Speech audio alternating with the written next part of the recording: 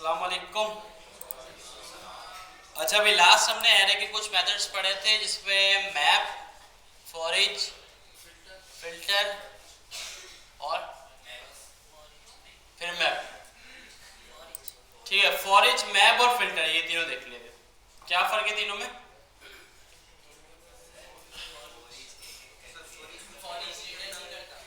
Forage कुछ return नहीं करता, सिर्फ आइटरेशन के लिए होता है। मैप एरे को ट्रांसफॉर्म करके रिटर्न कर देता है न्यू एरे। फिल्टर जो है कंडीशन के बेस पर रिटर्न करता है। ठीक है भाई, बस। और ठीक है, और दूसरे मेथड देख लेते हैं एरे के।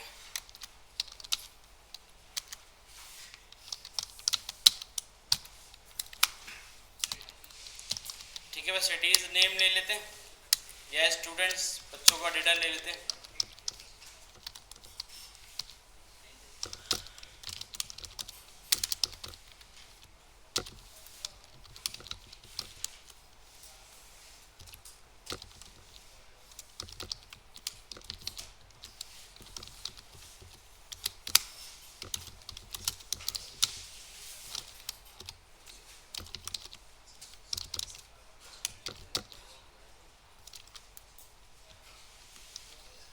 कौन है?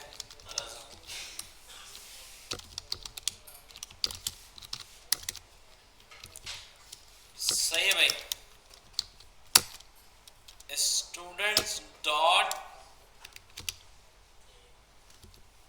फाइंड। ठीक है, फिल्टर की तरह ही होता है। ठीक है, देखिए अगर फिल्टर क्या करता है, मल्टीपल एलिमेंट्स भी रिटर्न कर सकता है। जैसे फिल्टर को मैं बोलूं कि भाई एज 20 वाले जितने उनको लेके आओ, तो जितने भी पढ़े हुए होंगे सबको लेके आ जाएगा। फिल्टर में लगा दिया कि भाई जिसकी एज 20 से मैच कर जाए, तो मल्टीपल भी हो सकते हैं। अच्छा, कर ये भी आइट्रेशन ही रहा है और ये भी कॉल बैक फंक्शन है सेम। इसमें वैल्यू वगैरह सब मिल रही है। यहाँ पे अगर हम इसको बोले कि भाई v डॉट एज मैच कर जाए अगर किससे, 20 से, तो ये आपको रिटर्न में जो भी एलिमेंट मैच करेगा वो लाके दे देगा।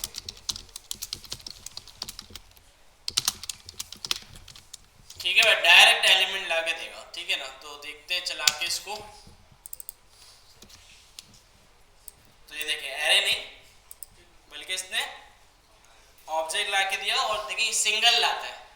मतलब पूरी एरे में आपको अगर पता है कि भाई कोई एक एलिमेंट ऐसा पड़ा है जिसको आपने ढूंढना है, फाइंड करना है, तो आप फाइंड के मेथड का इस्तेमाल करेंगे तो वो पूरी एरे पर आइटरेट करेगा, जहां पे वो एलिमेंट मिलेगा उठा के ले आएगा। सेम नेम के अगर मल्टीपल होंगे तो जो पहला मिलेगा उसको उठा के ले आएगा। अगर मल्टीपल करना है तो फिल्टर, एक करना है तो फाइंड। क्लियर है? अच्छा, एक फाइंड इंडेक्स भी होता है, तो ये एलिमेंट नहीं बल्कि उसका इंडेक्स बताएगा। 0 बता दिया। ठीक है ना, ठीक है। 34 में करता हूँ फाइंड इंडेक्स तो 2 आ गया। फाइंड इंडेक्स इंडेक्स बताएगा और फाइंड एलिमेंट। ठीक है ना, सम ट्रू और फॉल्स है या नहीं। ठीक है ना, अगर एलिमेंट जो आपने फिल्टर करा है वो होगा तो ट्रू, नहीं होगा तो फॉल्स। ठीक है ना, ये एज नहीं थी तो उसने फॉल्स दे दिया। ठीक है भाई, और क्या है?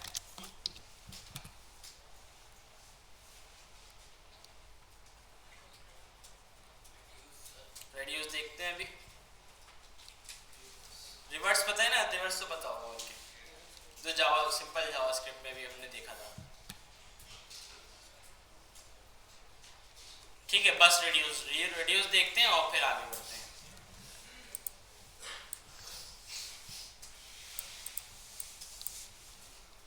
रेड्यूस का क्या काम होता है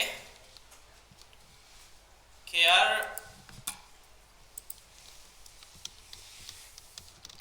फॉर एग्जाम्पल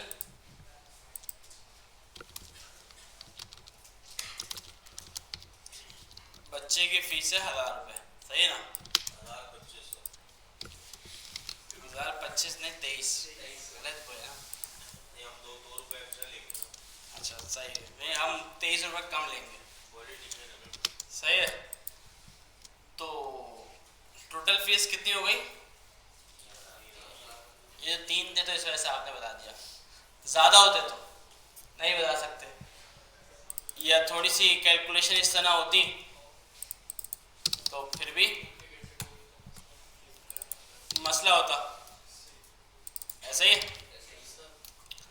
तो और एरे में 3 नहीं बल्कि बहुत सारे एलिमेंट्स हैं, और हमें क्या करना है, ये सारे स्टूडेंट्स हैं, मैं चाहता हूँ क्या इनकी फीस कैलकुलेट हो जाए, सही है। तो कैसे करें?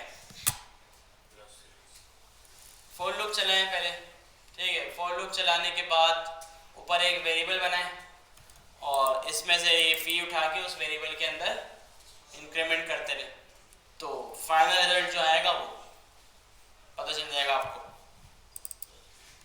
तो हमारे पास इस काम के लिए देखिए, ये सिर्फ सम नहीं, इसको सम बोलते हैं ना, सम निकालने वाला, इसके लिए दूसरी चीज़ों के लिए भी यूज होता है, लेकिन सम के लिए बेस्ट रहता है रेड्यूस का मेथड, ठीक है। रेड्यूस क्या करता है? रेड्यूस आपसे ना 3 चीजें लेता है, ठीक है। प्रीवियस वैल्यू, करंट इंडेक्स और फुल एरर, मतलब 4 चीजें लेता है, ठीक है। पहले तो ये भी आइट्रेशन ही करेगा, जिस तरह सब आइट्रेशन करते आ रहे हैं ना, वैल्यू इंडेक्स इसमें भी मिलता है। अच्छा, रेड्यूस जो है ना, इस फंक्शन के साथ साथ, कॉलबैक फंक्शन के साथ साथ एक और आर्गुमेंट भी लेता है जो कि ऑप्शनल है, और वो जो आर्गुमेंट होता है ना नेक्स्ट वाला, ये होती है डिफॉल्ट वैल्यू। क्या होती है? 0 लिखे हैं, कुछ भी लिखते हैं, और ये डिफॉल्ट वैल्यू आपको मिलती है इसमें ए में, या जो भी आप ए के अलावा कुछ भी रखेंगे इसमें आपको डिफॉल्ट वैल्यू मिल जाएगी। उसके बाद फिर आपकी नेक्स्ट वैल्यू, फिर आपका इंडेक्स, फिर आपकी फुल एरर, जिस तरह आगे सब चलते आ रहे हैं। अच्छा, अब होता ये है कि आप जो भी चीज इससे रिटर्न करते हैं ना, तो जैसे कि मैंने लिखा ए में क्या मिल रहा होगा? 0 नहीं लिखेंगे, कुछ भी नहीं लिखेंगे, तो ए में मिलता है शुरू में अनडिफाइंड, कि कुछ है ही नहीं, ठीक है ना। तो ए में मिल रहा होगा 0, मैंने कहा ए प्लस वी डॉट फी, क्या होगा? इसमें जो पहले वाली फीस है वो इंक्रीमेंट हो जाएगी, ठीक है ना। तो अब इससे होगा क्या, ये एक बार चल गया, अब ये जब नेक्स्ट टाइम चलेगा ना, नेक्स्ट आइट्रेशन जब होगी इसकी, तो ए के अंदर वो लास्ट रिटर्न वाली वैल्यू आएगी। क्या आएगी? जो लास्ट रिटर्न वैल्यू होगी ना, वो ए के अंदर स्टोर हो जाएगी। तो ए के अंदर आ गया होगा 5445 यहाँ पे। फिर जब नेक्स्ट टाइम आइट्रेशन हुई तो उसने आगे वाली वैल्यू उठाई, ए प्लस वो कर दी। तो इस तरह जब जब वैल्यू रिटर्न होती रहेगी वो ए के अंदर ऐड करता जाएगा, तो फिर फाइनल जो भी बनेगा वो आपको इस तरह मिल जाएगा, ठीक है भाई। तो 19,600 कुछ बन गया, 86, सही ना? समझ में आया रेड्यूस? तो ये इस तरह किसी एरे का सम करना हो कि भाई उसमें कुछ भी पड़ा हो, फीस हो, पॉपुलेशन, या जो भी इस तरह की चीज हो, आपने कि उसका सम निकालना है, तो रेड्यूस बेस्ट है। रेड्यूस के थ्रू हम इसको इजीली कर सकते हैं, सही ना। और भी बहुत सारे काम हो सकते हैं, लेकिन ये सम इसका मेन काम है, मेन पर्पस है इसका सम, जिसके लिए हम इसको यूज करते हैं रेड्यूस को, ठीक है भाई। तो अगर अच्छा यहां से मैं 0 डाल दूं, चलिए आउटपुट बताएं अब क्या होगा।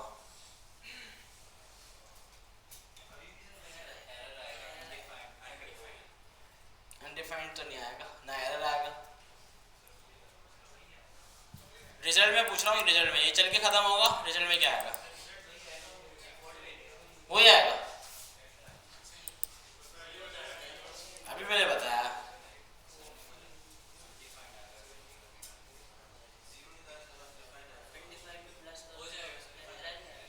एरर, एरर का आता है।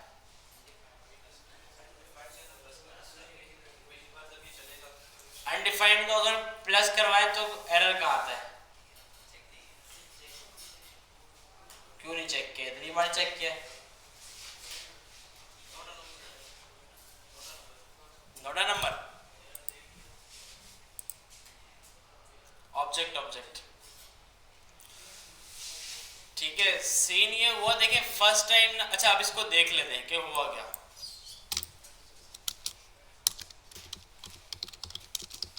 कंसोल डॉट लॉग करवा लेते हैं ए को कि भाई पहले ए में क्या आया होगा, और इसको भी करवा लेते हैं फीस को।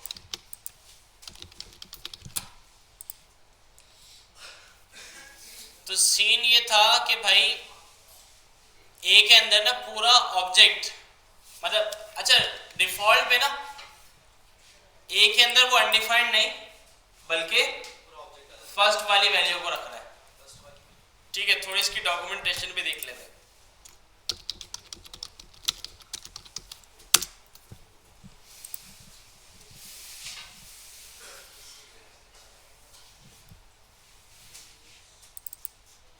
इनिशियल वैल्यू पास कर दें। अच्छा इसको एक्यूमुलेटर बोलते हैं, सही है ना, जो फर्स्ट होती है वैल्यू। अगर पास ना करें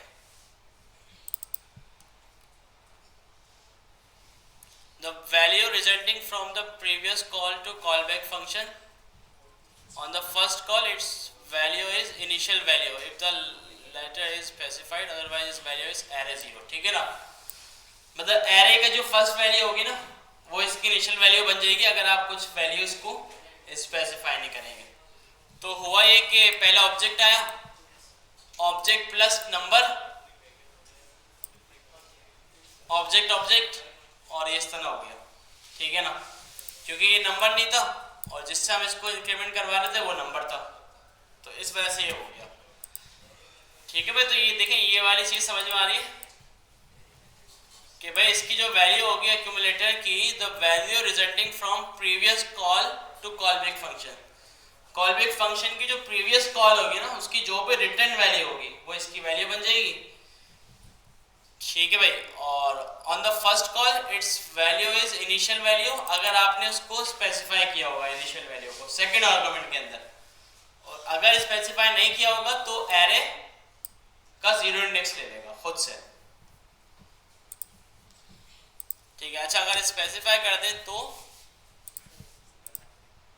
देखिए इसमें पहले आया था 0, ये प्लस हुआ, फिर इसकी वैल्यू ए की बन गई ये, फिर ये प्लस हुआ, फिर ए की वैल्यू बन गई ये। ठीक है ना, तो इस तरह चला है।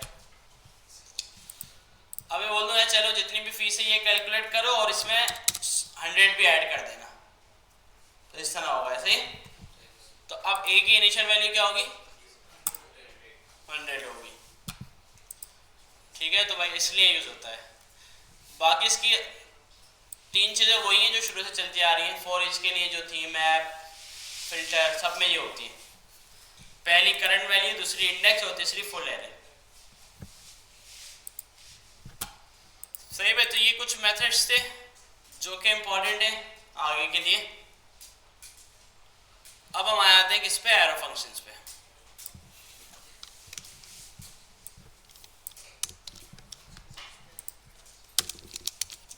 अच्छा भाई, एक हमने बनाया फंक्शन, इसमें 2 पैरामीटर लिए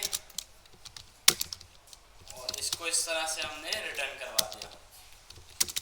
ठीक है, ये एक नॉर्मल फंक्शन है ऐसे ही।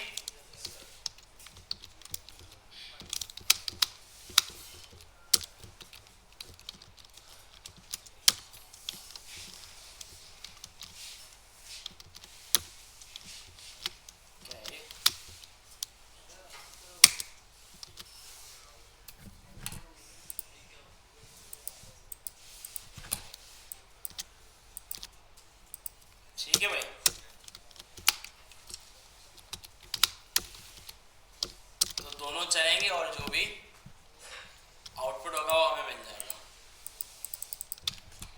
रहा क्योंकि हमने कंसोल नहीं किया।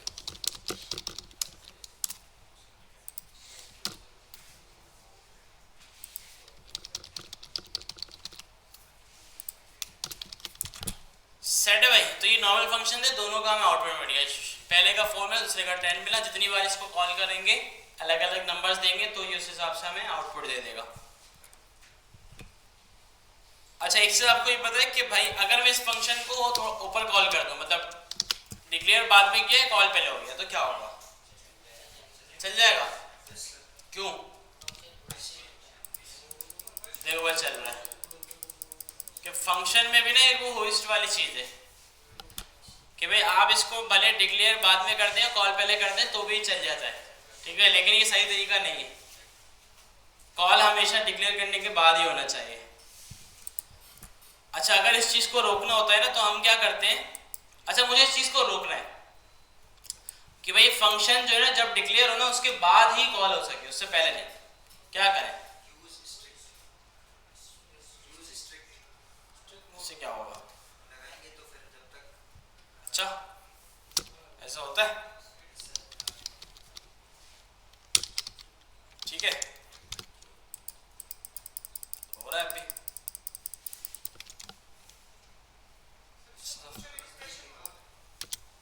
इसको फंक्शन ये क्या होता है? ओह वाह यार, गुड। तो इसको हम वेरिएबल में डाल दें तो इससे क्या होगा?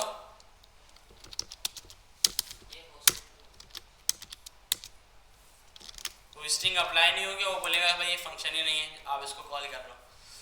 ये बोले can not access ABC before initialisation, error देना शुरू कर दिया। चल भाई, हो गया काम। नीचे कॉल करेंगे तो हो जाएगा। तो इसको फंक्शन एक्सप्रेशन बना दिया हमने, ठीक है भाई, वेरिएबल में बना दिया फंक्शन को ना, कि वेरिएबल अगर ये वार भी होता ना तो सिर्फ वेरिएबल होस्ट होता, फंक्शन नीचे ही रहता। ऐसे ही लैड मैंने बनाया, लेकिन ये अगर वार भी होता तो भी कॉल नहीं होता। ABC is not a function, फिर ये वाला एरर आया क्योंकि एबीसी जो है ना वो अनडिफाइंड है। अच्छा, पहली चीज ये कि एरो फंक्शन को आप डायरेक्टली नहीं बना सकते, वो हमेशा फंक्शन एक्सप्रेशन ही होती है, ठीक है ना। मतलब उसको वेरिएबल में ही बना सकते हैं, वेरिएबल के अलावा नहीं बना सकते। पहली चीज एरो फंक्शन की। दूसरी चीज ये कि एरो फंक्शन बनाने के लिए आप एरो का इस्तेमाल करते हैं और फंक्शन का कीवर्ड हो जाता है रिमूव। फंक्शन की कीवर्ड की जरूरत नहीं है, और ये जो ब्रैकेट्स थे इनके बाद आकर आपने यहाँ पे एक एरो बना देना है, इक्वल टू और ग्रेटर देन, ठीक है, इस तरह। तो इसको एरो फंक्शन बोलते हैं और फैट एरो फंक्शन भी बोलते हैं। फैट एरो है ना, ठीक है भाई, ऐसे ही करते हैं भाई जैसे नीचे हो रहा है, ठीक है ना। देखिए अब कॉल करूंगा मैं, इसको चल रहा है। कॉल करना कुछ भी चेंज नहीं करा अभी, सिर्फ सिंटैक्स चेंज हुआ है। फंक्शन कीवर्ड हट गया, उसकी जगह एरो आ गया, ठीक है भाई, गुड है। और ये हमेशा बनेगा वेरिएबल में, तो इस वजह से डिक्लेयर से पहले कॉल नहीं हो सकता, इनिशियलाइज से पहले कॉल नहीं हो सकता। पहला वो फायदा, दूसरा ये शॉर्ट हो गया, फंक्शन कीवर्ड नहीं डाला, एरो फंक्शन बना दिया। अच्छा, अब तीसरी चीज इसकी क्या है, अब ये सारे ना सिंटैक्स चेंज बता रहा हूं मैं। अब ये देखिए रिटर्न हो रहा है a मल्टीप्लाई बाय b। अब ये फंक्शन है, इस फंक्शन का छोटा सा काम है कि भाई जो भी वैल्यू है उनको मल्टीप्लाई करके रिटर्न करवा देना। सिंगल लाइन स्टेटमेंट है, एक ही लाइन में रिटर्न हो रहा है। तो अगर एक लाइन में रिटर्न होना तो हम रिटर्न कीवर्ड को रिमूव करते हैं, कर्ली ब्रैकेट्स को रिमूव करते हैं और इसको ले आते हैं एरो के बिल्कुल सामने, तो ये भी सेम काम करेगा। एरो के बाद जो भी आपने यहाँ पे चीज लिखी है ये रिटर्न स्टेटमेंट बन जाता है। तो ब्रैकेट में भी डाल देते हैं, ब्रैकेट में भी डाल सकते हैं, ठीक है। अभी लेकिन ब्रैकेट की जरूरत नहीं है तो मैंने डायरेक्ट लिख दिया। अब चला के देखते हैं इसको, तो देखें भाई, सर अगर एक ही लाइन में तो विदाउट ब्रैकेट लगा, एक ही लाइन है तो हाँ, अगर इस तरह करना है आपने तो ये भी कर सकते हैं, ठीक है, लेकिन क्या फायदा, ऐसे ही कर लो, ठीक है ना, ये समझ में आ गया। अच्छा, अब अगर हमारे पास पैरामीटर जो है ना वो भी एक है, तो आप पैरामीटर के ब्रैकेट भी हटा सकते हैं, ठीक है ना। तो अब लेकिन हमारे पास एक पैरामीटर है, एक ही को हमने रिटर्न करा, तो अभी जो पैरामीटर पास किया वही हमें मिल जाएगा।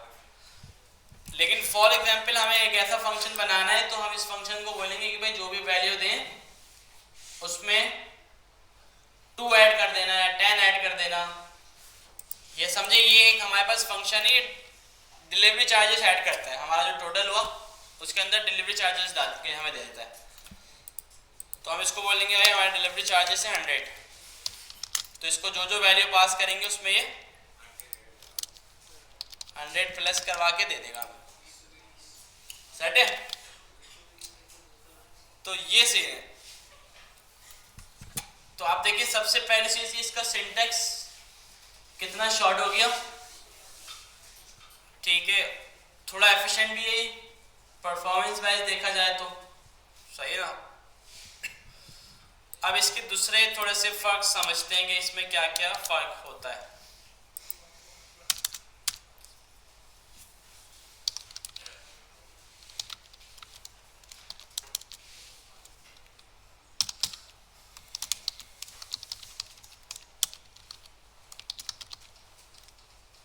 अच्छा, ये हमने देखा था मेथड हम बनाते हैं ऑब्जेक्ट के अंदर, और ऑब्जेक्ट के अंदर हम दिस यूज करते हैं, ठीक है ना। तो क्या होता था इसमें, क्या मिलेगा दिस में, ऑब्जेक्ट मिल जाएगा, ठीक है ना, ऑब्जेक्ट मिल गया। अच्छा, अब फंक्शन को अगर हम दूसरे तरीके से कॉल करेंगे तो जैसे फंक्शन कॉल होगा, अगर फंक्शन डायरेक्टली विंडो के मतलब ऑब्जेक्ट से हट के वेरिएबल में सेव करवाया, फिर वेरिएबल के थ्रू कॉल कर दिया, तो क्या मिलेगा। अच्छा, अब अगर हम थोड़ा यहाँ पे इसको एरो फंक्शन बना दें तो देखिए इसका बिहेवियर थोड़ा चेंज हो गया, सही ना। तो अब होता ये है कि एरो फंक्शन जो है ना, इसके खुद के पास कोई दिस नहीं होता, चाहे वो कहीं से भी कॉल हो रहा है, ठीक है ना। ये हमेशा देखता है अपने पेरेंट को, ठीक है, जो इसका पेरेंट है ना उसके पास दिस में क्या है। तो अभी समझ लें इसका पेरेंट ऑब्जेक्ट है, ठीक है ना, तो ऑब्जेक्ट के पास दिस वैल्यू क्या है, वो विंडो है, ठीक है ना। नॉर्मल फंक्शन दिस होता है तो वो तो ये देखता है कि मैं कॉल कैसे हो रहा हूँ, अगर ऑब्जेक्ट के थ्रू कॉल हो रहा हो तो उसके दिस में ऑब्जेक्ट आ जाता है। इसकी दिस बाइंडिंग इसके खुद के साथ नहीं होती, बल्कि पेरेंट को देखता है कि भाई पेरेंट के पास दिस जो है ना वो क्या था। तो पेरेंट के पास दिस क्या था, विंडो था, और यहाँ पे विंडो याद है, ठीक है भाई, ये चीज है। ऑब्जेक्ट फिर भी वही आएगा, ऑब्जेक्ट का अपना खुद का कोई दिस कोई होता है, वो तो फंक्शन का होता है ना। तो नॉर्मल फंक्शन के पास होता है अपना दिस, इसके पास नहीं होता, ठीक है भाई। तो इस तरह काफी सारी चीजों का डिफरेंस है। एक और छोटी चीज की बात करें तो क्या हो सकता है,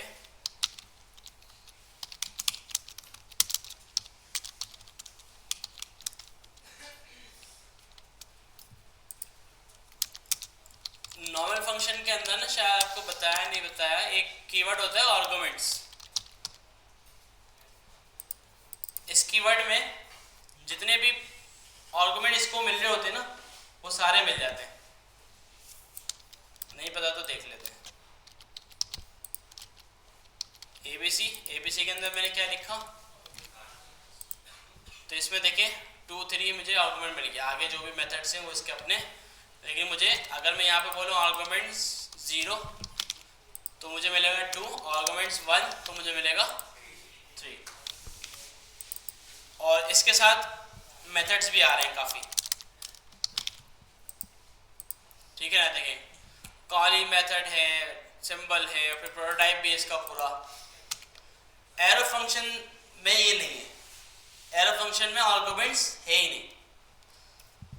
तो आर्गुमेंट्स जैसी कुछ और भी चीज़ें हैं जो फंक्शन के साथ क्रिएट होती थी, वो सारे एरो फंक्शन से ख़त्म हो गई हैं, क्योंकि बिला वजह फंक्शन बहुत ज़्यादा हैवी हो रहा है ना।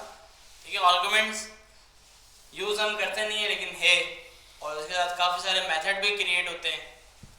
तो एरो फंक्शन में ये नहीं है।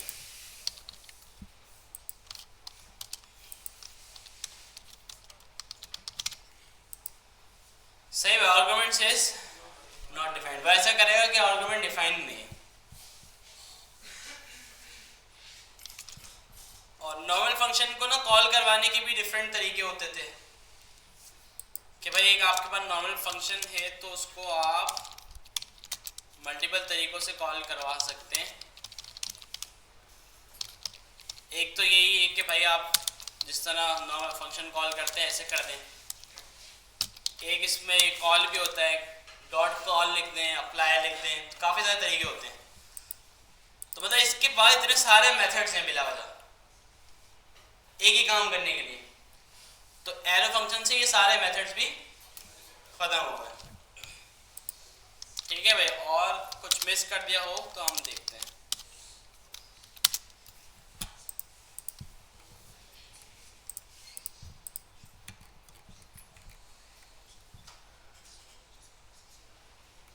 ठीक है, सिंटैक्स का फर्क देख लिया सबसे पहले। नो आर्गुमेंट्स का कीवर्ड नहीं है। Arrow function do not create their on this binding, इसका कोई दिस नहीं होता। ठीक है, पेरेंट को देखता है।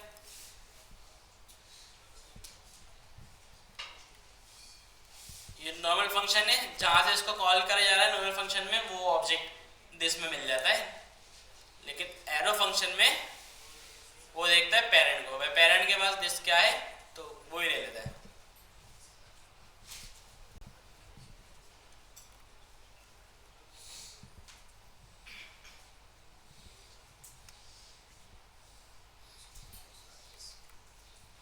ठीक है भाई,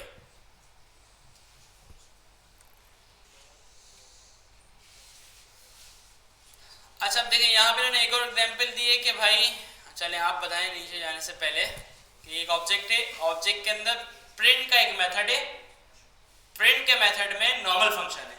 ठीक है, फिर प्रिंट के फंक्शन के अंदर एक और फंक्शन बना हुआ है प्रिंट टू, जो कि एरो फंक्शन है, और प्रिंट टू कॉल हो रहा है, और प्रिंट टू में दिस प्रिंट करवाया हुआ है। और ये कॉल किस तरह हो रहा है, इस तरह ऑब्जेक्ट डॉट प्रिंट। तो दिस में क्या आएगा, ऑब्जेक्ट क्यों आ रहा है। ठीक है, तो प्रिंट टू का पेरेंट कौन हो गया, प्रिंट, और प्रिंट के बाद दिस क्या था, ऑब्जेक्ट। प्रिंट के बाद दिस ऑब्जेक्ट क्यों था, क्योंकि वो नॉर्मल फंक्शन है और वो ऑब्जेक्ट के थ्रू कॉल हो रहा है। देखिए अगर मैं इसको obj.print को कॉल करूंगा तो इस प्रिंट के पास यहां पे क्या दिस होगा, ये ऑब्जेक्ट होगा। ठीक है ना, और प्रिंट टू जब कॉल होगा, देखिए प्रिंट टू ना किसी के थ्रू कॉल नहीं हो रहा, डायरेक्ट हो रहा है। लेकिन इसके पास कोई दिस नहीं होगा, ये देखेगा पेरेंट को, पेरेंट के पास ऑब्जेक्ट था तो इसके पास भी ऑब्जेक्ट आ जाएगा, दोनों में सेम आ गया। अच्छा चले अब ये बताएं कि अगर ये नॉर्मल फंक्शन होता तो यहाँ पे दिस में क्या आता। हाँ भाई,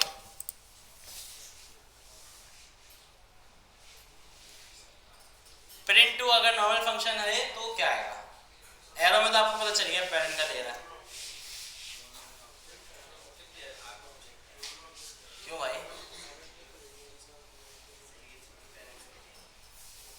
बहुत आसान चीज है यार। वही ना, हमेशा उस शॉर्ट पॉइंट को देखा करें जो आपको बताया गया है। शॉर्ट पॉइंट क्या क्या हिंट दे रहा हूँ। जावास्क्रिप्ट में 6 वैल्यू फॉल्स हैं। शॉर्ट पॉइंट कॉल किस तरीके से हो रहा है, तो क्या आएगा? हाँ, ये हुई ना बात। ठीक है भाई, तो इसका शॉर्ट पॉइंट क्या था? किसी के थ्रू कॉल होता है, किसी ऑब्जेक्ट के थ्रू, तो वो ऑब्जेक्ट आता है। वरना अगर अकेला कॉल होगा मतलब तो हमेशा विंडो ही रहेगा, क्योंकि इसका कोई दिस नहीं होगा। दिस नहीं होता तो जावास्क्रिप्ट क्या करती है? ग्लोबल ऑब्जेक्ट डाल देती है। बताया था? तो क्या आना चाहिए? देख लो, अगर विंडो ना आया तो आएगा, विंडो आएगा। सही है भाई। विंडो क्यों आया? क्योंकि इस नॉर्मल फंक्शन का दिस अनडिफाइंड था।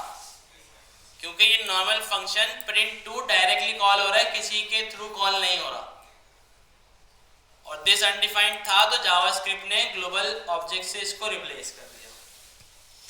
सिंपल शॉर्ट पॉइंट है ना कि भाई अगर फंक्शन किसी ऑब्जेक्ट के थ्रू कॉल होगा तो दिस में ऑब्जेक्ट होगा, वरना दिस में हमेशा अनडिफाइंड होगा, और जावास्क्रिप्ट अनडिफाइंड को रिप्लेस कर देगी ग्लोबल ऑब्जेक्ट के साथ। सिंपल। अब वो कैसे कॉल हो रहा है देखो, शॉर्ट पॉइंट मैंने हिंट दी तो आपको पता चला, हाँ भाई तो डायरेक्ट कॉल हो रहा है, इसमें विंडो होना चाहिए। और जब तक ये एरो फंक्शन था तो क्या हो रहा था? ऑब्जेक्ट। और ऑब्जेक्ट क्यों हो रहा था? वो पेरेंट को देख रहा था। क्लियर है?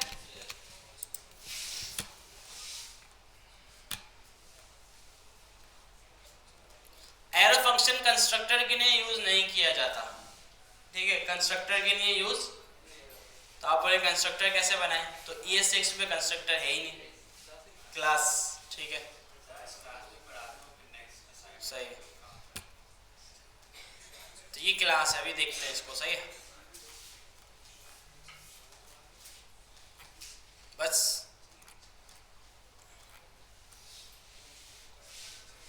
Arrow functions can not be access before initialisation, तो ये तो खैर ऐसा ही होना चाहिए, ये बताने की जरूरत नहीं थी वैसे इनको।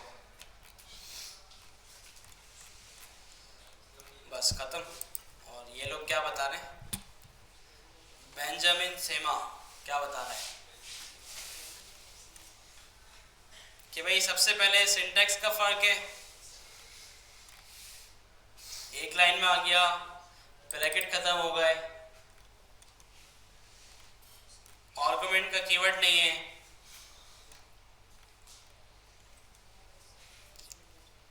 Duplicate name parameter. देखिए एक नई चीज बताई। And the difference between regular function and error function is how they handle duplicates in the name parameter. Duplicate name parameter in regular function, regular function में चलते हैं। ठीक है ना? अब हुआ क्या कि देखिए उसमें A में था फर्स्ट, लेकिन थर्ड आ गया। ठीक है ना? तो मतलब जो पैरामीटर बाद में आया ना नीचे, वो एक्सेस होगा पहले। वही वाली बात है, line by line, left to right. पहले ए ये था, फिर अब ये हो गया, तो इस वजह से उसने ये दे दिया। एरो फंक्शन इस चीज को कैसे देखता है कि भाई एरर दे देता है कि भाई डुप्लीकेट नेम अलाउ नहीं है पैरामीटर के अंदर, डुप्लीकेट नेम आप नहीं दे सकते।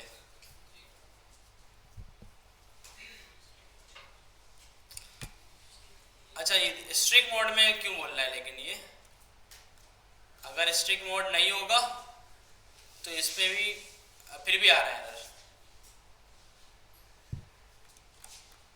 स्ट्रिक्ट मोड क्यों है? Strict mode doesn't allow using a parameter name more than once. अच्छा, स्ट्रिक्ट मोड में चेक करता है, ये नॉर्मल फंक्शन के अंदर स्ट्रिक्ट मोड में चेक करता है।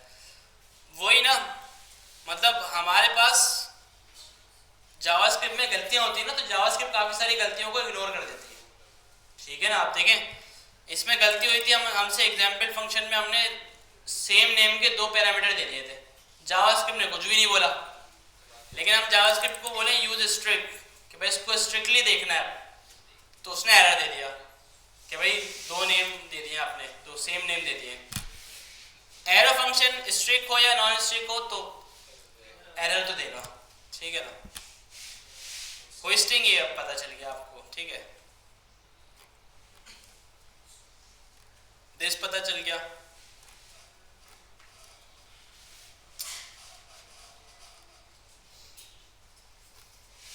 When invoking or calling a method and object, हाँ तो इसमें भी सेम ही है, इसमें ये ऑब्जेक्ट आएगा, इसमें विंडो आएगा, सही है, ऐसा ही हो। कंस्ट्रक्टर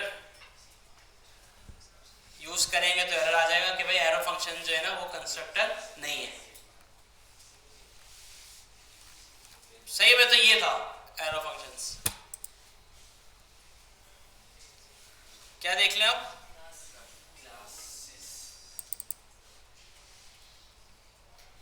ये छोटा ये देख लें, ऑप्शनल चेनिंग देख लें ना, ये भी देख लेते हैं, छोटा है, इतना ज़्यादा यूज नहीं होता लेकिन है, मतलब बेस और पावर पता है ना, मैथ में किसी नंबर की पावर निकालनी हो तो कैसे निकालते हैं, जैसे मैं बोलूँ 2 बेस है पावर 4 तो क्या बनेगा 32 16 है, अलग अलग आंसर क्यों आ रहा है भाई, पावर वैसे निकलती कैसे है, 2 और 4 2 2 2 और 2 ऐसे होगा ना, तो इसको कर देंगे मल्टीप्लाई सबको, ठीक है। तो इसका शॉर्ट तरीका है जावास्क्रिप्ट में एक्सपोनेंशिएशन ऑपरेटर, कि भाई आप क्या करें, 2 बार मल्टीप्लाई का साइन, पावर आ गया, पावर आ गई, बस, ठीक है। हम मैथ डॉट पॉ करके, हाँ सही है, POW पावर, हाँ मतलब उसका शॉर्ट है पावर का, ठीक है। 2 लेगा आपसे, ये सेम है, मेथड भी है और ये भी है, सेट है ना, बस ये था इसमें। और देखिए इस तरह छोटी छोटी काफ़ी सारी चीज़ें और भी हैं वैसे, जैसे नंबर वाली एक चीज़ मैंने बताई थी ना, इसकी रीडेबिलिटी बढ़ाने के लिए हम क्या कर सकते हैं, ये कर सकते हैं,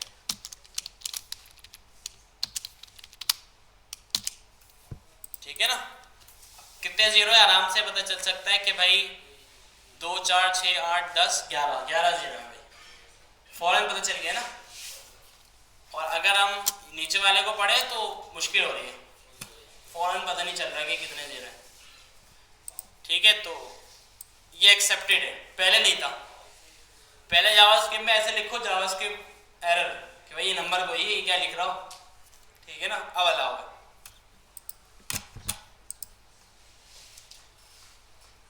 टर्नरी ऑपरेटर देखते हैं बाद में, क्लासेस और क्लास देख लेते, चलो सही है।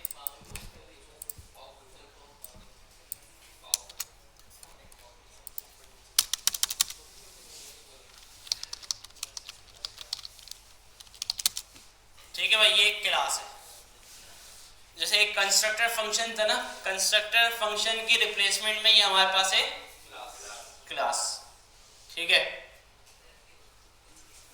और इस क्लास में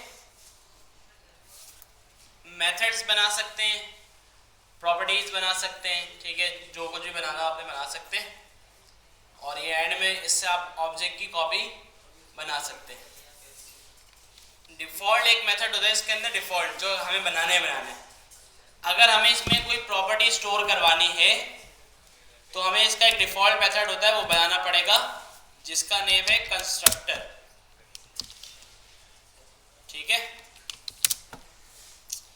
और जो फिर वो कंस्ट्रक्टर की तरह जैसे कंस्ट्रक्टर में काम होता था वो यहाँ पे हो जाएगा, ठीक है ना।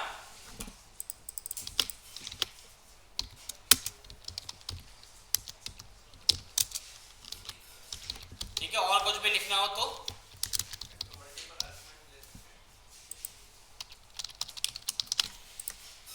अच्छा, बनेगा कैसे कैसे ऑब्जेक्ट, न्यू स्टूडेंट, वैसा ही है।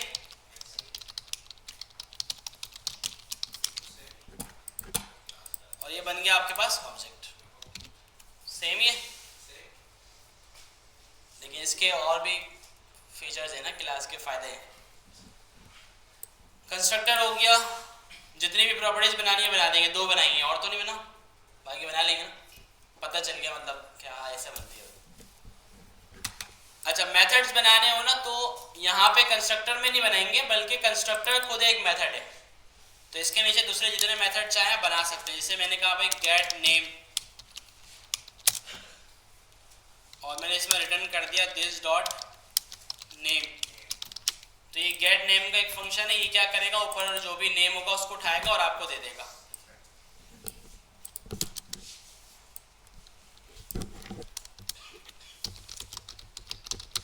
ठीक है ना। गेट नेम अगर मुझे कॉल करना है तो मैं क्या करूंगा, स्टूडेंट डॉट गेट नेम, और ये मुझे नेम ला के दे देगा। सही है। तो जितने भी मेथड बनाने सारे यहाँ पे मैं बना सकता हूँ। क्लियर है। ये थी क्लास। ठीक है, क्लास के ना कुछ फीचर्स हैं, इससे ना ओप बेस्ड प्रोग्रामिंग कर सकते हैं हम जावास्क्रिप्ट में। इससे पहले ओप बेस्ड जो है ना नहीं कर सक रहे थे, काफ़ी सारी ऐसी चीज़ें थी जो हो ही नहीं सक रही थी। क्लास ऐसी चीज़ है, किसी भी प्रोग्रामिंग लैंग्वेज में अगर आपको ओप को फॉलो करना हो ना, ऑब्जेक्ट ओरिएंटेड प्रोग्रामिंग करनी हो, तो क्लास जो है ना सबसे बेहतरीन चीज़ होती है, इसके थ्रू सारे काम हो जाते हैं।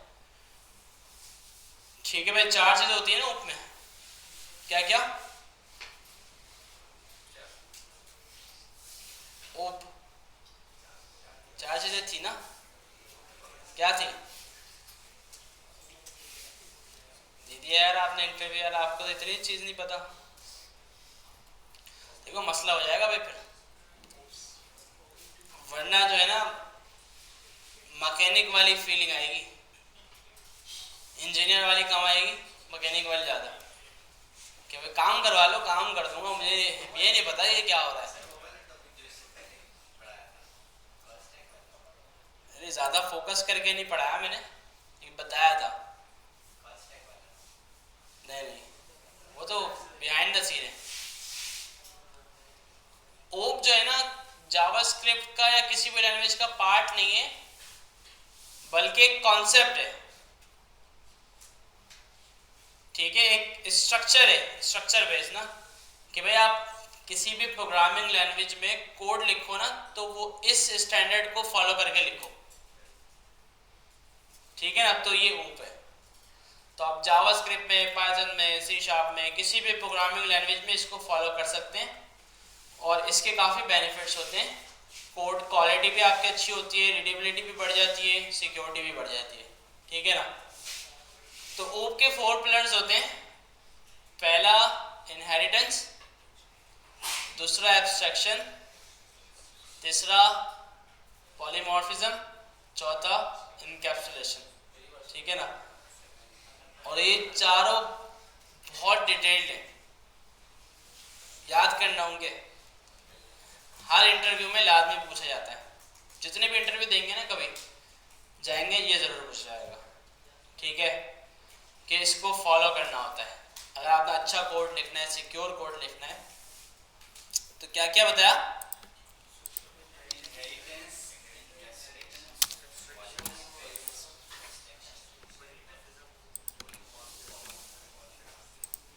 ये वही है। ठीक है,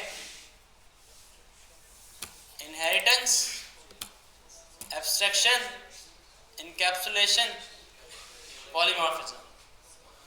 ठीक है, लोगों ने अपने भी बनाए हुए होते हैं, कोई बोलते 5, 6 हैं, 7 हैं, 8 हैं, सब लगे हुए होते हैं, लेकिन जो एक्चुअल में है वो 4 है। ठीक, सही है ना।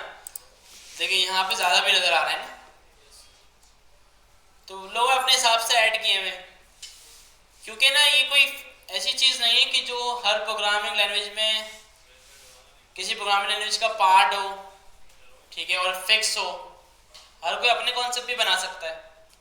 ठीक है, तो मेन जिसने ये इजाद किया था ना तो वो 4 ही थे और ये 4 थे। अच्छा, अब इसमें होता क्या है, इनहेरिटेंस। इनहेरिटेंस में क्या होता है कि जैसे अभी हमने क्लास बनाई ना, इससे हम एक ऑब्जेक्ट बना रहे हैं। ये फॉर एग्जांपल स्टूडेंट है, स्टूडेंट से बार बार ऑब्जेक्ट क्रिएट हो रहा है। अब मुझे हर स्टूडेंट के अंदर उसका स्कूल भी चाहिए, तो मैं हर स्टूडेंट के अंदर स्कूल की न्यू प्रॉपर्टी नहीं बनाऊंगा कि स्कूल एक होता है और स्टूडेंट मल्टीपल। ठीक है ना, स्कूल का नेम सबका एक ही होगा। जैसे आप लोग 50 स्टूडेंट हैं और 50 का अलग अलग नाम है, स्कूल का नाम SMIT, स्कूल का नाम एक ही है। तो अब सब में मैं स्कूल का नाम लिखूं तो गलत है ना, डुप्लीकेशन हो रही है। वहां भी लिखा हुआ, यहाँ भी लिखा हुआ, हर जगह। तो मैं क्या करूंगा, स्कूल की अलग क्लास बना दूंगा। ठीक है ना, और इसमें कंस्ट्रक्टर बना के स्कूल का नेम लिख दूंगा और जो भी चीजें स्कूल की डिटेल, अभी तो सिर्फ मैंने नेम लिखा है, एड्रेस, लोकेशन।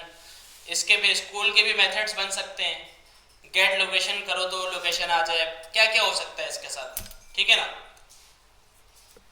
अच्छा, अब मैं स्कूल के पास जो भी डेटा है ना, वो मैं इनहेरिट कर सकता हूँ स्टूडेंट के अंदर। इनहेरिट मतलब विरासत ले सकता हूँ, मतलब ये मेरा पेरेंट हो जाएगा, मैं इसका डेटा सारा स्टूडेंट के अंदर खुद से ले सकता हूँ। तो ये होती है इनहेरिटेंस, कि भाई पेरेंट क्लास का डेटा चाइल्ड क्लास में आप एक्सेस कर लें, ये इनहेरिटेंस। तो इससे हमें फायदे क्या हुए, डुप्लीकेशन बच गई, टाइम बच गया, कोड अच्छा हो गया। अब स्कूल की लोकेशन आज बहादुराबाद थी, आपने 100 बच्चे बना दिए, 100 बच्चों में स्कूल ऐड कर दिया, कल चेंज हो गई, अब आपने 100 में जाके चेंज करना पड़ेगा, ऐसे ही। लेकिन अगर आपने क्लास बनाई होगी और इनहेरिट कराई होगी तो सिर्फ एक क्लास में चेंज करना है, बाकी सब जगह खुद हो जाएगा। समझ में आ रहा है? तो इसने इस प्रॉब्लम को सॉल्व किया है, तो इस वजह से ये अच्छा होता है। ठीक है, तो ये कौन सा कॉन्सेप्ट हो गया, इनहेरिटेंस का। ठीक है ना। अच्छा, करेंगे कैसे वो भी बता देता हूँ, बल्कि ये बता ही देता हूँ, सही ना। एक्सटेंड्स का कीवर्ड होता है, स्कूल आगे लिख देते हैं कि भाई इसमें मैंने स्कूल को एक्सटेंड किया है। अच्छा, अब इसमें गेट कैसे होगा, कंस्ट्रक्टर के अंदर एक मेथड कॉल होता है सुपर, और जो ऊपर स्कूल के बाद जो भी चीजें हैं ना, वो हम सुपर में ले सकते हैं। तो थोड़ा सा प्रॉपर्टी नेम डिफरेंट करना पड़ेगा क्योंकि मिक्स हो जाएंगे ना। तो इसको हम अगर बोल दें,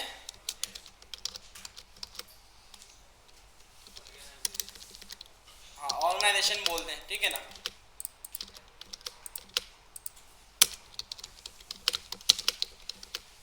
ये चीज भाई सही है।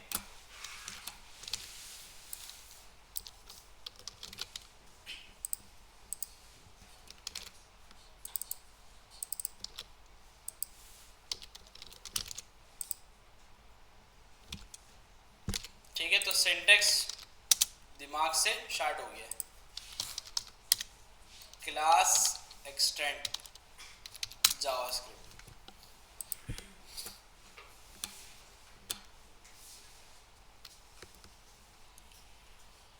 अच्छा, शुरू में देना पड़ेगा।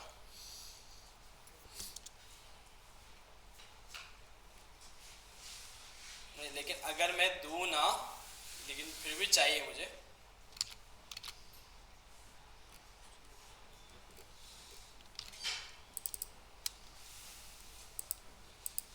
ऑर्गेनाइजेशन मैंने यहाँ पे लिख दिया, यहाँ पे मैंने अगर लिखा तो उल्टा हो जाएगा, अहमद आ जाएगा ऑर्गेनाइजेशन में। डिफ़ॉल्ट वैल्यू मुझे चाहिए। अच्छा, यहाँ पे अगर मैं कुछ पास ही ना करूँ,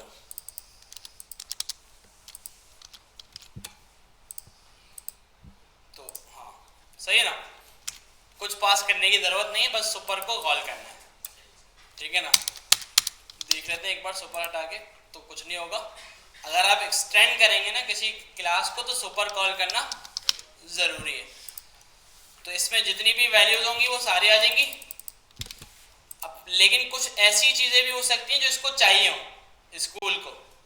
अभी तो मैंने डिफ़ॉल्ट ऐड कर दिया SMIT, लेकिन कुछ ऐसी चीज़ भी हो सकती है जो इसको चाहिए भी हो कि भाई मैं इसमें मुझे चाहिए कैंपस, कि भाई कैंपस कौन सा है। तो मैं यहाँ पे इस तरह लिखूँगा कैंपस, कैंपस, इसको एक्सटेंड कर दिया। अब इसमें कैंपस नहीं आएगा, इसमें कैंपस क्या आ रहा है, अनडिफाइंड, क्योंकि कैंपस को कहीं से भी वैल्यू मिली नहीं। इसको तो हार्ड कोडेड दे दी हमने SMIT, कैंपस को वैल्यू मिली नहीं तो इस वजह से आई नहीं। तो अब कैंपस को वैल्यू देंगे कैसे, सुपर में, कैंपस सुपर में रखेंगे और यहाँ रखेंगे, ठीक है भाई। और जब हम स्टूडेंट का ऑब्जेक्ट बना रहे हैं तो यहीं पर ही पहले कैंपस बता देंगे कि भाई कैंपस है हेड ऑफिस, ठीक है। तो यहाँ पे हेड ऑफिस आ गया। तो कोई भी डायनामिक वैल्यू होगी तो उसको सुपर में और कंस्ट्रक्टर में रखेंगे, वरना कोई हार्ड कोडेड होगी तो वो तो खुद आ जाएगी सुपर कॉल करने से। तो ये इनहेरिटेंस का कॉन्सेप्ट है, किसका है, इनहेरिटेंस। अच्छा, और क्या था, एब्स्ट्रैक्शन। एब्स्ट्रैक्शन में क्या था कि भाई जो रियल लॉजिक है ना उसको यूजर से हाइड करके रखना। मतलब आपको नहीं पता क्या हो रहा है लेकिन फिर भी आप उस चीज का इस्तेमाल कर रहे हैं। जैसे ऐसे ही चल रहा है, आपको पता नहीं है अंदर क्या हो रहा है, लेकिन डब्बे डब्बे में ठंडी हवा आ रही है। अंदर क्या हो रहा है हमें क्या करना जान के, ठीक है ना, हमारा जो काम है वो हो रहा है। लेकिन तो ये चीज क्या कहलाती है, एब्स्ट्रैक्शन। प्रोजेक्टर है, स्क्रीन पे प्रोजेक्ट कर रहा है, अंदर क्या हो रहा है नहीं पता, लेकिन काम हो रहा है। तो ये चीज क्या कहलाती है, एब्स्ट्रैक्शन। चले आपसे सवाल, जावास्क्रिप्ट में मुझे कोई ऐसी चीज बताएं जो एब्स्ट्रैक्शन हो, एब्स्ट्रैक्शन हो रही हो जहां पे ना।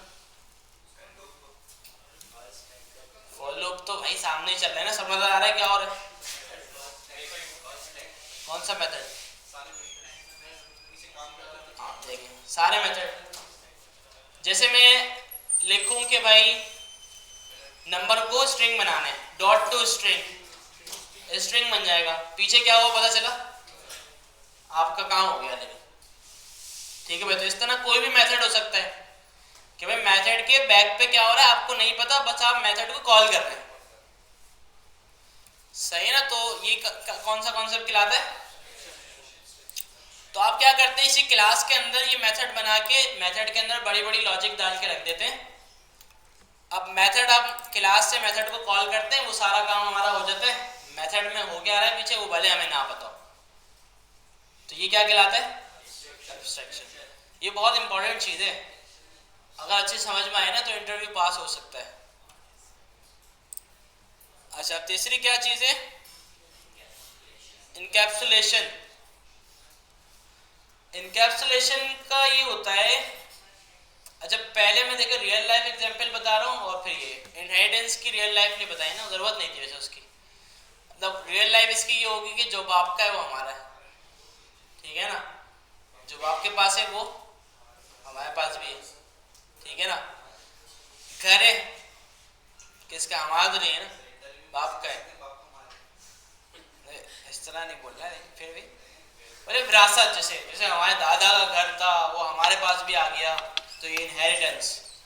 इस तरह रियल लाइफ एग्जांपल, ठीक है ना। एब्स्ट्रैक्शन की बता दे, ऐसी प्रोजेक्टर, स्क्रीन, कुछ भी हो सकता है। इनकैप्सुलेशन में क्या होता है कि भाई हमारी क्लास है और हम सब इस क्लास के अंदर क्लास ले रहे हैं, कहीं भी दूसरी जगह और क्लास नहीं हो रही हमारी, ना ऑनलाइन हो रही, ना दूसरी किसी क्लास में बैठे हुए बच्चे, सारे बच्चे एक ही क्लास में बैठे हुए हैं और हम यहाँ पे अपनी क्लास कंडक्ट कर रहे हैं। तो ये क्या है, इनकैप्सुलेशन। मतलब सारी चीज़ों को एक ही जगह पे जोड़ के रखना।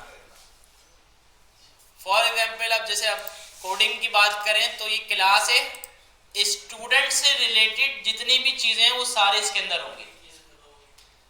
ऐसा नहीं है सारी चीज़ें अंदर रखी, मैंने फ़ोन नंबर बाहर रख दिया, मैं बोलूँ फ़ोन नंबर, ये फ़ोन नंबर आ गया, मैं बाद में बोलूँ भाई स्टूडेंट डॉट फोन को ये दे दो, फ़ोन नंबर दे दो। अब ये इनकैप्सुलेशन का कॉन्सेप्ट खत्म हो गया। क्यों खत्म हो गया? फ़ोन नंबर बाहर चला गया, ठीक है ना। अब मैं क्लास के 2 बच्चे बाहर भेज दूँ, इनकैप्सुलेशन खत्म हो गई। सर ये हो गया ना, एग्जाम दे रहे, एग्जाम हॉल से बाहर नहीं दे सकते, एग्जाम हॉल में दे। सब कुछ अंदर ही होगा, जो होगा एक ही जगह पे कैदर होके होगा, ठीक है ना। बाहर कुछ हुआ तो कॉन्सेप्ट खत्म, ठीक है। बाहर चीटिंग होगी। फायदा है ना इसका, देखिए आप फोन को बाहर ले गया मैं, तो इसका मतलब जिसको फोन चाहिए सबको ही बाहर रखना पड़ेगा, तो नुकसान है। फायदा क्या है? सारी चीजें एक जगह रखें, ये क्या है? इनकैप्सुलेशन, ठीक है। क्या रह गया? पॉलीमॉर्फिज्म। एक ही चीज हो और उससे हम मल्टीपल काम ले रहे हो। प्रोजेक्टर चल रहा है, अभी हम क्या कर रहे हैं? स्क्रीन शेयर कर रहे हैं। प्रोजेक्टर में आपको हम टीवी दिखा सकते हैं, मूवी दिखा सकते हैं, सही है, सारे काम हो सकते हैं, ठीक है। एसी से हम कूलिंग ले रहे हैं, सर्दियों में हीट ले सकते हैं, ठीक है ना। तो इस तरह कोई भी ऐसी चीज जो हो तो एक काम मल्टीपल कर रही हो, क्लास के बाद कितना बढ़ा। ठीक है। तो होता ये है कि भाई पॉलीमॉर्फिज्म में हम एक ऐसा फंक्शन बनाते हैं कि जिससे हम मल्टीपल काम करवा रहे होते हैं, ठीक है भाई। कि भाई ये आपको एरे दिया, इसका सम करके दो, ठीक है। या फिर उसमें सम भी करो और डिलीवरी चार्जेस भी ऐड करो, या डिलीवरी चार्जेस ऐड नहीं करो, या इस पे सम भी करो और डिस्काउंट भी लगा के दो, ठीक है ना। तो मतलब एक ही फंक्शन है, वो सम भी करके दे रहा है, डिलीवरी चार्जेस भी डाल के दे रहा है, डिस्काउंट भी लगा के दे रहा है, लेकिन आपके कहने पे। मतलब दूसरा पैरामीटर आपने पास कर दिया ना, डिस्काउंट यस और नो है तो कितना percent.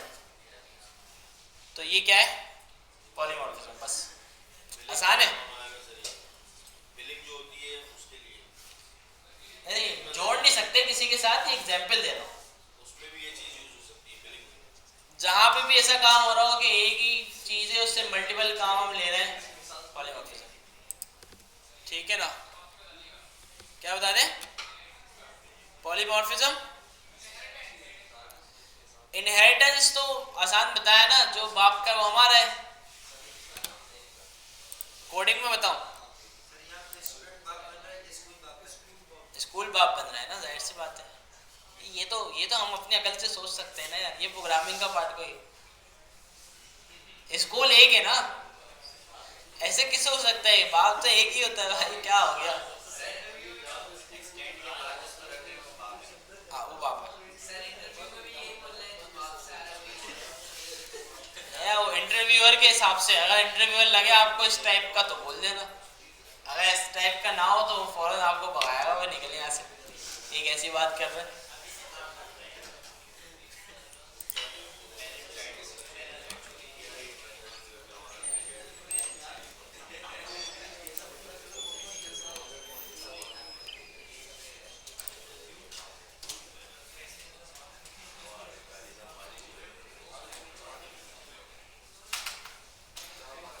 Inheritance is the object-oriented programming concept where an object is based on another object. ठीक है भाई, एक ऑब्जेक्ट किसी और ऑब्जेक्ट पे बेस करता है, उसको यूज करता है अपने अंदर, ठीक है।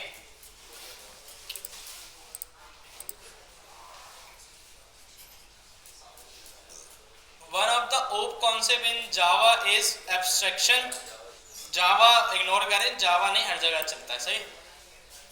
विच is the act of representing key features without including supporting information, कि भाई जो की फीचर्स है वो यूज करें और इंफॉर्मेशन क्या है उसकी वो हिडन है।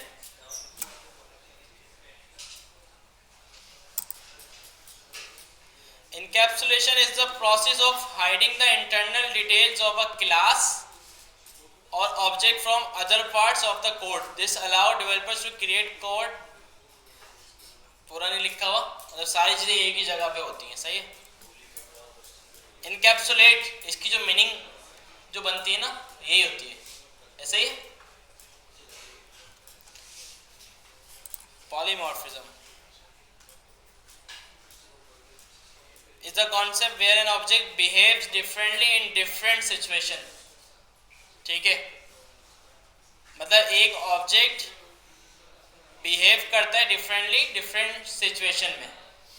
डिस्काउंट ऐड करना है तो अलग, नहीं करना तो अलग, ठीक है, और डिलीवरी चार्जेस लगाने तो अलग, नहीं लगाने तो अलग, तो इस तरह। सही है, तो ये याद रखने वाली चीज़ है, भूलना नहीं है। और जो भी देखिए, कभी भूल भी जाए तो नाम याद हो जाते हैं ना, तो नाम से ना चीज़ खुद जहन में आती है।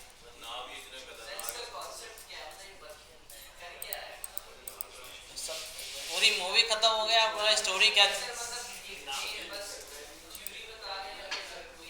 अच्छी ना, अभी तो बताया, अभी तो मैंने सारे सबके एग्जाम्पल दिए ना, कि भाई 1000 स्टूडेंट है, आपने 1000 स्टूडेंट का डेटा बना दिया और 1000 के साथ स्कूल भी डाला।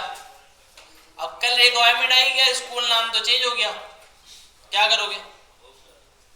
क्या करोगे बताओ ना आप? 1000 के 1000 में चेंज करोगे, क्वारी करोगे? इनहेरिटेंस से फायदा क्या हुआ? एक जगह चेंज करना पड़ेगा, तो ये फायदा है इसका, ठीक है। तो इस तरह हर चीज का, हर कॉन्सेप्ट का फायदा है, ठीक है। अच्छा, लेकिन हम अपने टैग स्टैक के अंदर ना जावास्क्रिप्ट, रिएक्ट वगैरह के अंदर ऑब्जेक्ट ओरिएंटेड प्रोग्रामिंग नहीं करते, हम करते हैं फंक्शनल प्रोग्रामिंग। दो तरह की प्रोग्रामिंग होती है, ऑब्जेक्ट ओरिएंटेड प्रोग्रामिंग और फंक्शनल प्रोग्रामिंग। हम फंक्शनल प्रोग्रामिंग करते हैं, दोनों ही सही है, दोनों का अलग अलग है भाई, ठीक है। तो वो तो देखिए टैग स्टैक के ऊपर बात होती है ना। पाइथन में ऑब्जेक्ट ओरिएंटेड करते हैं ज़्यादातर सब, रिएक्ट वगैरह में हम फंक्शनल कर रहे हैं, एंगुलर और इन सब जगहों पे वही ओप, तो अलग अलग चलता है, ठीक है। रिएक्ट, ठीक है ना भाई। देखिए OOP versus functional programming. Use OOP when you need to model complex system with multiple entities and interactions, and when you need to encapsulate data and behavior into reusable component. Use FP, एक FP होता है मतलब functional programming, और एक OOP when you need to perform pure calculation with simple input and output, and when you need to avoid side effect or state changes, ठीक है। मतलब ओप वहां पे ज्यादा सूटेबल है कि जहां पे बहुत ज्यादा ना डेटा के ऊपर काम हो रहा, ठीक है ना, बहुत ज्यादा डेटा की रिप्रेजेंटेशन के ऊपर काम हो रहा। और फंक्शनल प्रोग्रामिंग वहां पे सूटेबल है जहां पे शॉर्ट कैलकुलेशंस हो रही हो, इनपुट आउटपुट बस, ठीक है ना। डेटा की पूरी पूरी एंटिटीज बन रही हो कि भाई ये हमारे स्कूल का डेटा है, ये हमारे बच्चे का डेटा है। जैसे हॉस्पिटल हो गया, कोई फाइनेंस, कोई बैंक हो गया, तो इन जगहों पे डेटा के ऊपर बहुत काम है। तो यहाँ पे बेस्ट यही है कि भाई ओप यूज करें, ठीक है। अब मैं बोलूँ अगर कोई सोशल मीडिया ऐप बना रहा हूँ तो बेस्ट ये है कि एफपी, फंक्शनल प्रोग्रामिंग, ये सीन होता है। काफ़ी मतलब ऐसे सॉफ्टवेयर भी होते हैं कि जहाँ पे आप कुछ नहीं सिर्फ फॉर्म देखेंगे कि आपके सामने बहुत बड़ा फॉर्म है, फॉर्म फिल करा, सबमिट, दूसरे पेज पे भी फॉर्म है, तीसरे पेज पे भी फॉर्म है, चौथे पेज पे भी फॉर्म है, पूरी ऐप में फॉर्म ही फॉर्म है, बस और कुछ भी नहीं मिलेगा। तो वहाँ पे बेस्ट क्या है? ओप। दूसरी ऐप्स में आपको नोटिफिकेशन भी मिल रहा है, मैसेज, कमेंट, लाइक, पता नहीं क्या क्या मिल रहा है, तो ये इनपुट आउटपुट ज़्यादा हो रहा है ना, तो फंक्शनल प्रोग्राम, ठीक है। बाकी और रिसर्च करेंगे तो पता चलेगा काफ़ी सारी चीज़ें और, लेकिन ये है कि भाई इंटरव्यू वगैरह में तो पूछा जाता है। और हमें देखें एट द एंड जावास्क्रिप्ट पे सिर्फ काम नहीं करना, बल्कि जो भी कुछ मिले उस पर काम करना है। तो इस वजह से सारी चीज़ें पता होनी चाहिए। ठीक है, तो ये तो एक चीज़ थी। अभी आपको डीएसए भी देखना होगा, डेटा स्ट्रक्चर एंड एल्गोरिथम्स, ये भी ज़रूरी है, ये भी इंटरव्यू में पूछे जाते हैं। फिर आपने डेटाबेसेस भी देखना है। ठीक है, तो काफ़ी सारी चीज़ें ऐसी हैं कि जो समझनी ज़रूरी है। देखिए जॉब तो लग जाती है इन सब के बगैर भी, लेकिन ये सब देख लेंगे ना, वो मैं बता रहा हूँ, वो 4 साल वाला बंदा जो किसी अच्छी यूनिवर्सिटी से पढ़ के आ रहा है, उसके सामने नहीं खड़े हो सकते फिर आप। और ये सब चीज़ें कर लेंगे, इम्पोर्टेंट तो प्रो प्लेयर हो जाएंगे। बात कर सकते हैं उससे भाई कि अब मैं और आप जो है ना एक ही लेवल पे हैं। देखिए बात ऐसी भी, देखिए वो भी बंदा होता है अच्छी यूनिवर्सिटी से पढ़ के आया, इतना पैसा लगाया, आता कुछ भी नहीं, उसने सिर्फ नाम की नहीं पढ़ा है, भाई मैं अच्छी यूनिवर्सिटी से पढ़ के आया हूँ, कंप्यूटर साइंस मैंने पढ़ी है, उससे कुछ पूछ लो, कुछ आता नहीं है। तो वो तो एक खैर अलग है, लेकिन वो मैं उसकी बात कर रहा हूँ जो बंदा सही पढ़ के आया हो, उसको सारी चीज़ें पता हो। ठीक है, तो अगर आपने उसके लेवल पे खड़े होना है तो ये सब, तो भाई काफ़ी सारे आप में से तो पढ़ना है ना यूनिवर्सिटी में, कौन कौन पढ़ रहा है? क्यों नहीं पता भाई? ये सब पता होगा ना। ओप तो पूरा सब्जेक्ट होता है, पेपर होता है, एग्जाम होता है, डीएसए होता है पूरा एक सब्जेक्ट। क्या एचटीएमएल पढ़ ली क्या वहाँ पे भी?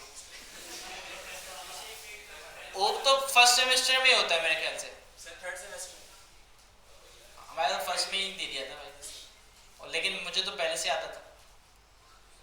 तो खैर अभी नहीं गए यूनिवर्सिटी आप, काफ़ी सारे लोग जब जाएंगे तो ज़्यादा अच्छा, ज़्यादा मज़ा आएगा कि चीज़ें पता होंगी पहले से ही, क्लास में चीता होंगे आप।